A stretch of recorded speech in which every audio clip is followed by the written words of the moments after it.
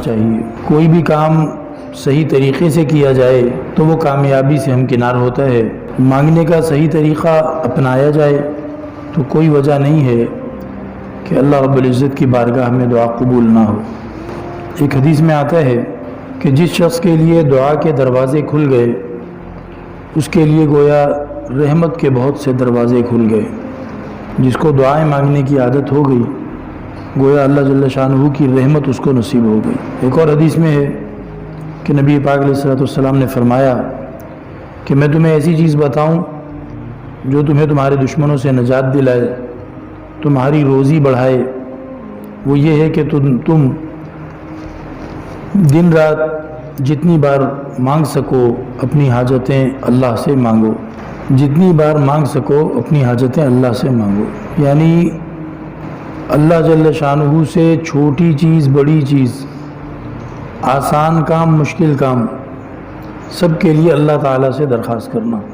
آپ نے وہ روایت بھی سنی ہوگی کہ جوتی کا تسمہ، اس کی ضرورت پڑ جائے جوتی کے تسمے کی، تو وہ بھی اللہ سے دعا کرو کہ یا اللہ تسمہ عطا فرما دے۔ آج کل تو پھر بھی تسمہ خریدنے کے لیے کسی دکان پہ جانا پڑتا ہے۔ اس زمانے میں جوتی کو باندھنے کے لیے جو تسمہ بناتے تھے تو وہ ہر گھر کے اندر چمڑا موجود ہوتا تھا۔ بکرا ذبح کیا، اونٹ ذبح کیا تو اس کا جو چمڑا ہوتا تھا، اس کی جو کھال ہوتی تھی، اس کو سکھا لیتے تھے اور اس کو سکھا کر خود ہی گھر میں مشکیزیں بناتے تھے اور چمڑے کی چیزیں بناتے تھے۔ تو اسی چمڑے کی کناری پتلی سی کاٹ لی لمبی، تو وہ چمڑے کا دھاگا جو ہے اسی کو تسمہ کہتے ہیں۔ تو وہ اتنی آسان چیز تھی کہ وہ تو ہر گھر میں چمڑا موجود ہی ہوتا تھا، اس کا کنارہ کاٹو بس تسمہ بن گیا۔ تو وہ جو آسان چیز تھی جس کو لینے کہیں اور جانا بھی نہیں پڑتا تھا، اس کے لیے بھی فرمایا کہ اللہ سے دعا کر لو، کیونکہ اللہ رب العزت سے رابطہ مضبوط ہوتا ہے۔ اللہ تعالیٰ سے رابطہ مضبوط بار بار مانگنے سے۔ یہی راز ہے نبی کریم صلی اللہ علیہ وسلم کی یومیہ معمولات والی مسنون دعاؤں میں۔ گھر سے نکل رہے ہیں اور جہاں جانا ہے وہاں کا راستہ پتہ ہے، جو کام کرنا ہے اس کام کا اسباب انتظام ساتھ لے کے چل رہے ہیں۔ گھر سے نکلے، مثال کے طور پر دودھ کی دکان تک جانا ہے، راستہ پتہ ہے، پیسے موجود ہیں، دودھ وہاں موجود ہوگا، خریدوں گا لے کر آ جاؤں گا، کیا مشکل ہے اس میں؟ لیکن گھر سے نکل رہے ہیں تو دعا پڑھ رہے ہیں، بسم اللہ توکلت علی اللہ لا حول ولا قوت الا باللہ۔ اللہ کا نام لے کے نکلتا ہوں، اللہ کی ذات پہ بھروسہ کرتے ہوئے نکلتا ہوں۔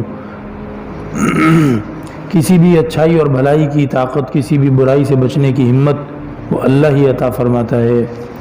تو دیکھیں اللہ کی تعریف کر کے نکلے، اور پھر جناب بازار میں پہنچے تو چوتھا کلمہ پڑھ لیا، اللہ سے دعا کر رہے ہیں یا اللہ اس بازار کی خیر عطا فرما، اس بازار کے شر سے بچا، اور مجھے اس بات سے بچا کہ میں اس بازار کے اندر کوئی بھی سودا ایسا کر بیٹھوں جو میرے لیے نقصان دہ ہو، اور مجھے اس بات سے بچا کہ میں اس بازار میں خریدنے بیچنے کے معاملے میں قسم کھانے لگ جاؤں، ان چیزوں سے میری حفاظت فرما۔ کپڑے جو ہے وہ تبدیل کر رہے ہیں تو اس کی دعا پڑھ رہے ہیں، کھانا کھا رہے ہیں اس کی دعا پڑھ رہے ہیں۔ اس کے اندر بھی اور رازوں کے ساتھ ساتھ ایک راز یہ ہے کہ اللہ تعالیٰ سے بار بار بات کرنے کی عادت پڑ جائے۔ ہر کام کے ساتھ اللہ سے بات کریں کہ یا اللہ یہ کام آسان کر دے، یا اللہ یہ کام کرنے لگا ہوں اس میں خیر ڈال دے۔ تو جس کے لیے دعا مانگنے کے دروازے کھل گئے اس کے لیے سمجھو رحمتوں کے بہت سارے دروازے کھل گئے۔